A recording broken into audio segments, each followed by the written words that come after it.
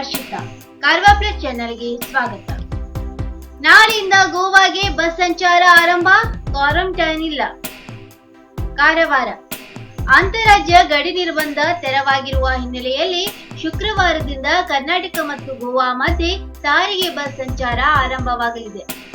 Lockdown ಘೋಷಣೆಯಾದ ಬಳಿಕ ಕರ್ನಾಟಕ ಮತ್ತು ಗೋವಾ ರಾಜ್ಯದ ನಡುವೆ ರಾಜ್ಯ ರಸ್ತೆ ಸಾರಿಗೆ ಸಂಸ್ಥೆಯ ಬಸ್ ಸಂಚಾರ ಸ್ಥಗಿತಗೊಂಡಿತ್ತು. ಲಾಕ್ ಸಡಿಲಿಕೆಯಾದರೂ ಅಂತಾರಾಜ್ಯ ಬಸ್ ಸಂಚಾರ ಆರಂಭವಾಗಿರಲಿಲ್ಲ. ಇದರಿಂದ ಗೋವಾ ರಾಜ್ಯಕ್ಕೆ ಕೆಲಸಕ್ಕೆ ಹೋಗುವವರಿಗೆ ಸಾಕಷ್ಟು ಸಮಸ್ಯೆಯಾಗಿತ್ತು.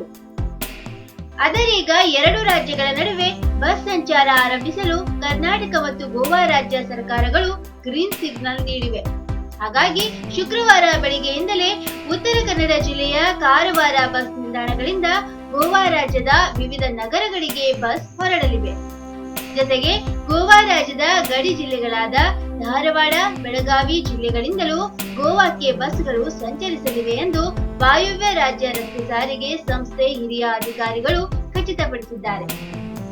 ಆದರೆ ಈ ಹಿಂದೆ ಇರುವಂತೆ ವೇಳಾಪಟ್ಟಿಯ ಪ್ರಕಾರವೇ ಬಸ್ ಸಂಚರಿಸುವುದಿಲ್ಲ.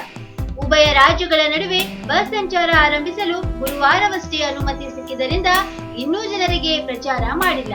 ಹಾಗಾಗಿ ಶುಕ್ರವಾರದ ಪ್ರಯಾಣಿಕರ ಸಂಖ್ಯೆ ನೋಡಿ ಬಸ್ ಸಂಚಾರ ಆರಂಭಿಸುವುದಾಗಿ ರಾಜ್ಯ ರಸ್ತೆ ಸಾರಿಗೆ ಸಂಸ್ಥೆಯ ಶಿರಸಿ ವಿಭಾಗದ ಡಿಟಿಒ ಅವರು ತಿಳಿಸಿದ್ದಾರೆ. ಕರ್ನಾಟಕಕ್ಕೆ ಬಸ್ ಓಡಿಸುವ ಬಗ್ಗೆ ಕದಂಬ ಸಾರಿಗೆ ಸಂಸ್ಥೆ ಖಚಿತಪಡಿಸಿಲ್ಲ. ಉತ್ತರ ಕನ್ನಡ ಜಿಲ್ಲೆ ಮತ್ತು ಕದಂಬ ಸಂಸ್ಥೆ ಅಧಿಕಾರಿಗಳು ಮೌಖಿಕವಾಗಿ ಮಾತುಕತೆ ನಡೆಸಿದ್ದು ಕರ್ನಾಟಕದ ಬಸ್ಗಳು ಸಂಚರಿಸುವುದು ಖಚಿತವಾಗಿದೆ. ಕದಂಬ ಸಂಸ್ಥೆ ಬಸ್ಗಳು ಕಾರವಾರಕ್ಕೆ ಬರುವ ಸಾಧ್ಯತೆ ಹೆಚ್ಚಾಗಿದೆ. ಮೊದಲಿನ ರೀತಿ ಈಗ ಯಾವುದೇ ನಿರ್ಬಂಧಗಳು ಇಲ್ಲ. ಹಾಗಾಗಿ ಬಸ್ ಓಡಾಟಕ್ಕೆ ಯಾವುದೇ ಸಮಸ್ಯೆ ಇಲ್ಲ. ಉತ್ತರ ಕನ್ನಡ ಜಿಲ್ಲೆಯಿಂದ ಗೋವಾಕ್ಕೆ ಹೋಗುವವರು ಶುಕ್ರವಾರದಿಂದಲೇ ಪ್ರಯಾಣ ಆರಂಭಿಸಬಹುದು ಎಂದು ಡಿಟಿಒ ಅವರು ತಿಳಿಸಿದ್ದಾರೆ. ಗೋವಾಕ್ಕೆ ಬಸ್ನಲ್ಲಿ ಪ್ರಯಾಣಿಸಿದರೆ ಯಾವುದೇ ಕ್ವಾರಂಟೈನ್ ಇರುವುದಿಲ್ಲ ಎಂದು ಅಧಿಕಾರಿಗಳು ಖಚಿತಪಡಿಸಿದ್ದಾರೆ.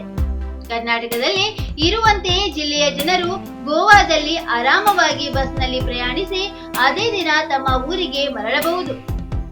ಗೋವಾದ ನಿವಾಸಿಗಳು ಕೂಡ ಜಿಲ್ಲೆಗೆ ಬಂದರೆ ಕ್ವಾರಂಟೈನ್ ಆಗುವ ಅಗತ್ಯ ಇಲ್ಲ ಎಂದು ಶಿರಸಿ ಡಿಟಿಒ ಅವರು ತಿಳಿಸಿದ್ದಾರೆ. ಕಾರವಾರ ಜಿಲ್ಲಾಸ್ಪತ್ರೆಯಲ್ಲಿ ಎಡವಟ್ಟು 3 ದಿನದ ಮಗುವ ಬಿಟ್ಟು ಹೋದ ತಾಯಿ. ಕಾರವಾರ ಇಲ್ಲಿನ ಜಿಲ್ಲಾಸ್ಪತ್ರೆಯಲ್ಲಿ 3 ದಿನಗಳ ಹಿಂದೆ ಹೆರಿಗೆಯಾಗಿದ್ದ ಬಾಣಂತಿಗೆ ಸಂತಾನಹರಣ ಶಸ್ತ್ರಚಿಕಿತ್ಸೆ ನಡೆಸಲು ನೀಡಿದ್ದ ಅನಸ್ತೇಶಿಯಾ ಓವರ್ಡೋಸ್ ಆಗಿದೆ. ಪರಿಣಾಮ ಬಾಣಂತಿ ಮೃತಪಟ್ಟಿದ್ದು 3 ದಿನಗಳ ಹಿಂದೆ ಜನಿಸಿದ ಮಗು ಅನಾಥವಾಗಿದೆ. ಕುಟುಂಬದವರ ರೋದನೆ ಮುಗಿಲು ಮುಟ್ಟಿದೆ. ಆಸ್ಪತ್ರೆಯ ವೈದ್ಯರ ನಿರ್ಲಕ್ಷ್ಯವೇ ಗರ್ಭಿಣಿಯ ಸಾವಿಗೆ ಕಾರಣವೆಂದು ಕುಟುಂಬಸ್ಥರು ಆರೋಪಿಸಿ ಆಸ್ಪತ್ರೆಯ ಎದುರು ಪ್ರತಿಭಟನೆ ಕುಳಿತಿದ್ದಾರೆ. ನಗರದ ಸರ್ವೋದಯ ನಗರದ ಗೀತಾ ಬಾನಾವಳಿಕರ್ ಎನ್ನುವವರಿಗೆ 3 ದಿನಗಳ ಹಿಂದೆ ಡೆಲಿವರಿಯಾಗಿದ್ದು ಜಿಲ್ಲಾಸ್ಪತ್ರೆಯಲ್ಲಿ ಹೆಣ್ಣು ಮಗುವಿಗೆ ಜನ್ಮ ನೀಡಿದ್ದರು. 4 ವರ್ಷದ ಹಿಂದೆ ಗಂಡು ಮಗುವಿಗೆ ಜನ್ಮ ನೀಡಿದ್ದು ಇದೀಗ 2ನೇ ಮಗುವಿಗೆ ಜನ್ಮ ನೀಡಿದ್ದರು. ಇಂದು ಬೆಳಿಗ್ಗೆ 11 ಗಂಟೆಯ ಸುಮಾರಿಗೆ ಸಂತಾನಹರಣ ಶಸ್ತ್ರಚಿಕಿತ್ಸೆಗೆ ಅನಸ್ತೇಶಿಯಾ ನೀಡಿ ಆಪರೇಷನ್ ಥಿಯೇಟರ್ಗೆ ಕರೆದೊಯ್ದಿದ್ದ ವೈದ್ಯರು ಮಧ್ಯಾಹ್ನ 3 ಗಂಟೆಯಾದರೂ ಬಾಣಂತಿಯನ್ನು ಹೊರತಂದಿರಲಿಲ್ಲ. ಆದರೆ ಸಂಜೆಯ ವೇಳೆಗೆ ಬಾಣಂತಿ ಮೃತಪಟ್ಟಿದ್ದು ಅನಸ್ತೇಶಿಯಾ ಅಟ್ಯಾಕ್ ಆಗಿದೆ ಎಂದು ವೈದ್ಯರು ಸಬೂಬು ನೀಡಿದ್ದಾರೆ. ಇದರಿಂದಾಗಿ ಮೃತ ಬಾಣಂತಿಯ ಕುಟುಂಬಸ್ಥರು ಆಕ್ರೋಶಗೊಂಡಿದ್ದು ಆರೋಗ್ಯಯುತವಾಗಿದ್ದ ಬಾಣಂತಿಯನ್ನು ವೈದ್ಯರೇ ಕೊಲೆ ಮಾಡಿದ್ದಾರೆಂದು ಆರೋಪಿಸಿದ್ದಾರೆ. ಆಸ್ಪತ್ರೆಯ ಮುಂದೆ ಜಮಾವಣೆಗೊಂಡು ಪ್ರತಿಭಟನೆ ನಡೆಸುತ್ತಿದ್ದಾರೆ. ಬಂಗಾರದ ದರ ತುಸು ಇಳಿಕೆ. ಕಾರವಾರ ಕರೋನಾ ಲಾಕ್ಡೌನ್ ಬಳಿಕ ಏರುತ್ತಲೇ ಸಾಗಿದ್ದ ಬಂಗಾರದ ದರ ಗುರುವಾರ ಇಳಿಕೆ ಕಂಡಿದೆ. ಬಂಗಾರದ ದರ ದಿಢೀರ್ ಏರಿಕೆಯಿಂದ ಕಂಗಾಲಾಗಿದ್ದ ಚಿನ್ನದ ವ್ಯಾಪಾರಿಗಳು ಮತ್ತು ಗ್ರಾಹಕರಲ್ಲಿ ದರ ಇಳಿಕೆ ಖರೀದಿ ನಿರೀಕ್ಷೆ ಹುಟ್ಟಿಸಿದೆ. 15 ದಿನಗಳ ಹಿಂದೆ 22 ಕ್ಯಾರೆಟ್ನ 10 ಗ್ರಾಂ ಚಿನ್ನದ ದರ 50,000 ರೂಪಾಯಿ ಮೀರಿತ್ತು. ಕಳೆದೊಂದು ವಾರದಿಂದ ಚಿನ್ನದ ದರ ಇಳಿಕೆಯಾಗಿ ಮತ್ತಷ್ಟು ಕಡಿಮೆಯಾಗುವ ನಿರೀಕ್ಷೆ ಮುಂದುವರೆದಿದೆ.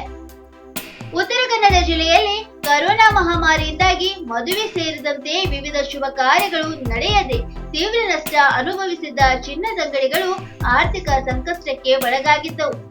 ಚಿನ್ನದ ದರದ ಇಳಿಕೆ ಸುದ್ದಿ ಆರ್ಥಿಕ ಸುಧಾರಣೆಯ ಆಸೆ ಹುಟ್ಟಿಸಿದೆ. ಮುಂಡಗೋಡಲ್ಲೂ ಲಂಪಿ ಸ್ಕಿನ್ ರೋಗ. ಮುಂಡಗೋಡ ದೇಶದಲ್ಲಿಯೇ ಮೊದಲ ಬಾರಿ ಕಾಣಿಸಿಕೊಂಡ ಲಂಪಿ ಸ್ಕಿನ್ ಎಂಬ ಸಾಂಕ್ರಾಮಿಕ ರೋಗ ತಾಲೂಕಿನ ಜಾನುವಾರುಗಳಲ್ಲೂ ಕಾಣಿಸಿಕೊಂಡಿದ್ದು ರೈತರಲ್ಲಿ ಆತಂಕ ಮೂಡಿಸಿದೆ. ಪಟ್ಟಣ, ಚಿಗಳ್ಳಿ, ಸಾಲಗಾವ, ಕಾತೂರ ಭಾಗಗಳ ಜಾನುವಾರುಗಳಲ್ಲಿ ಈ ರೋಗ ಕಾಣಿಸಿಕೊಂಡಿದ್ದು ಇಂದೂರ ಭಾಗದಲ್ಲಿ ಜಾನುವಾರುಗಳಿಗೆ ಹೆಚ್ಚಾಗಿ ವ್ಯಾಪಿಸಿದೆ. ವೈರಸ್ನಿಂದ ಬರುವ ಈ ರೋಗ ಒಂದು ಜಾನುವಾರಿನಿಂದ ಇನ್ನೊಂದು ಜಾನುವಾರಿಗೆ ಸೊಳ್ಳೆ ಮತ್ತು ನೊಣಗಳು ಕಚ್ಚುವುದರಿಂದ ಹರಡುತ್ತದೆ. ಈ ರೋಗದ ಲಕ್ಷಣಗಳೆಂದರೆ ಕಾಲು ಬಾವು ಬರುವುದು ಮತ್ತು ಮೈ ತುಂಬಾ ಗಂಟುಗಳು ಕಾಣಿಸಿಕೊಳ್ಳುವುದು. ಬಾವು ಬಂದಾಗ ಜಾನುವಾರುಗಳಿಗೆ ಸಂಚರಿಸಲು ತೊಂದರೆ ಇರುವುದಿಲ್ಲ, ಮಲಗಲು ಕಷ್ಟವಾಗುತ್ತದೆ. ಬಾವು ಬಂದ ಮೇಲೆ ಗುಳ್ಳೆಗಳು ಬರಬಹುದು ಅಥವಾ ಗುಳ್ಳೆಗಳು ಬಂದ ಮೇಲೆ ಬಾವು ಬರಬಹುದು. ಮಳೆಗೆ ಬೇಗ ಸೋಂಕು ಹರಡಿದರೆ ಬಿಸಿಲಿಗೆ ಬಹುಬೇಗ ಕಡಿಮೆಯಾಗುತ್ತದೆ. ರೋಗ ತಡೆಗಟ್ಟಲು ದನಗಳ ಕೊಟ್ಟಿಗೆಯನ್ನು ಸ್ವಚ್ಛವಾಗಿಡಬೇಕು. ರೋಗ ಕಾಣಿಸಿಕೊಂಡ ದನಗಳನ್ನು ಬೇರೆ ಕಡೆ ಕಟ್ಟಬೇಕು. ಬೇವಿನ ಎಣ್ಣೆ ಮತ್ತು ಉಣ್ಣೆ ಎಣ್ಣೆಯನ್ನು ಹಚ್ಚಬೇಕು. ಗಂಟುಗಳು ಒಡೆದಾಗ ಹುಳುಗಳು ಬೀಳುವ ಸಾಧ್ಯತೆ ಇದೆ, ಅದಕ್ಕೆ ಮುಲಾಮು ಹಚ್ಚಬೇಕು. ರೋಗ ನಿವಾರಣೆಯಾಗಲು 20 ರಿಂದ 25 ದಿನಗಳು ಬೇಕು. ಆದರೆ ಜಾನುವಾರುಗಳ ಜೀವಕ್ಕೇನು ಅಪಾಯವಿಲ್ಲ. ಒಮ್ಮೆ ರೋಗ ಬಂದ ಜಾನುವಾರಿಗೆ ಮತ್ತೊಮ್ಮೆ ಈ ರೋಗ ಬರುವುದಿಲ್ಲ ಎಂದು ಪಶುವೈದ್ಯ ಜಯಚಂದ್ರ ಕೆಂಪಾಶಿ ತಿಳಿಸಿದ್ದಾರೆ. ಆಪದ್ಬಾಂಧವರಿಲ್ಲದ ಕಡಲ ತೀರ. ಕಾರವಾರ ಕರೋನಾ ಭಯದ ನಡುವೆಯೂ ಜಿಲ್ಲೆಯ ಕಡಲ ತೀರಗಳಿಗೆ ಪ್ರವಾಸಿಗರು ಆಗಮಿಸುತ್ತಿದ್ದಾರೆ. ಆದರೆ ಅವರ ರಕ್ಷಣೆಗೆ ಜೀವರಕ್ಷಕರು ಇಲ್ಲದಿರುವುದು ಪ್ರವಾಸಿಗರ ಜೀವಕ್ಕೆ ಎರವಾಗುತ್ತಿದೆ. ಕಳೆದ ಒಂದೇ ವಾರದಲ್ಲಿ ಗೋಕರ್ಣದಲ್ಲಿ ಒಬ್ಬ ಹಾಗೂ ಮುರುಡೇಶ್ವರದಲ್ಲಿ 2 ಪ್ರವಾಸಿಗರು ಸಮುದ್ರದಲ್ಲಿ ಈಜಲು ಹೋಗಿ ನೀರು ಪಾಲಾಗಿದ್ದಾರೆ. ಕರೋನಾ ಹಾಗೂ ಲಾಕ್ಡೌನ್ ಹಿನ್ನೆಲೆಯಲ್ಲಿ ಕಳೆದ ಜೂನ್ನಿಂದ ಕಡಲ ತೀರಗಳು, ದೇವಸ್ಥಾನಗಳನ್ನು ಸಂಪೂರ್ಣ ಮುಚ್ಚಲಾಗಿತ್ತು. ಈಗ ಹಂತ ಹಂತವಾಗಿ ಎಲ್ಲ ನಿರ್ಬಂಧಗಳನ್ನು ತೆರವು ಮಾಡಲಾಗುತ್ತಿದೆ.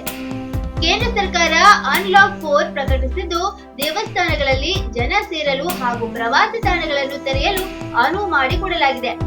ಅದರಂತೆ ಮೊದಲಿನಷ್ಟು ಇಲ್ಲದಿದ್ದರೂ ಜಿಲ್ಲೆಗೆ ದಿನಕ್ಕೆ 100 ಪ್ರವಾಸಿಗರು ಆಗಮಿಸುತ್ತಿದ್ದಾರೆ. ಆದರೆ ಅವರಿಗೆ ನೀರಿಗೆ ಇಳಿಯದಂತೆ ಸೂಚನೆ ನೀಡಲು, ಸಂಕಷ್ಟಕ್ಕೆ ಸಿಲುಕಿದರೆ ರಕ್ಷಣೆ ಮಾಡಲು ಜೀವ ರಕ್ಷಕರಿಲ್ಲ. ಈಗ ಹೊರ ರಾಜ್ಯಗಳ ಗಡಿಯು ತೆರವಾಗಿರುವುದರಿಂದ ಪ್ರವಾಸಿಗರ ಸಂಖ್ಯೆ ಹೆಚ್ಚುವ ಸಾಧ್ಯತೆ ಇದೆ. ಎಲ್ಲ ನಿರ್ಬಂಧ ತೆರೆದರೂ ಕಾರವಾರ ವಾರ್ಷಿಕ್ ಮ್ಯೂಸಿಯಂ ಹಾಗೂ ರಾಕ್ ಗಾರ್ಡನ್ಗಳನ್ನು ಇದುವರೆಗೂ ಪ್ರವಾಸಿಗರಿಗೆ ಮುಕ್ತ ಮಾಡಿಲ್ಲ. ಇನ್ನು ಮತ್ತಷ್ಟು ಸುದ್ದಿಗಾಗಿ ಕಾರ್ವಾರ್ ಪ್ಲಸ್ ವೀಕ್ಷಿಸಿ. ನೀವು ಯೂಟ್ಯೂಬ್ ಅಲ್ಲಿ ನೋಡ್ತಿದ್ದೀರಿ, ಸಬ್ಸ್ಕ್ರೈಬ್ ಮಾಡಿ, ಬೆಲ್ ಐಕಾನ್ ಕ್ಲಿಕ್ ಮಾಡಿ. ಫೇಸ್ಬುಕ್ ಪೇಜ್ ಅಲ್ಲಿ ನೋಡ್ತಿದ್ದೀರಿ, ಫಾಲೋ ಮಾಡಿ. ಧನ್ಯವಾದಗಳು.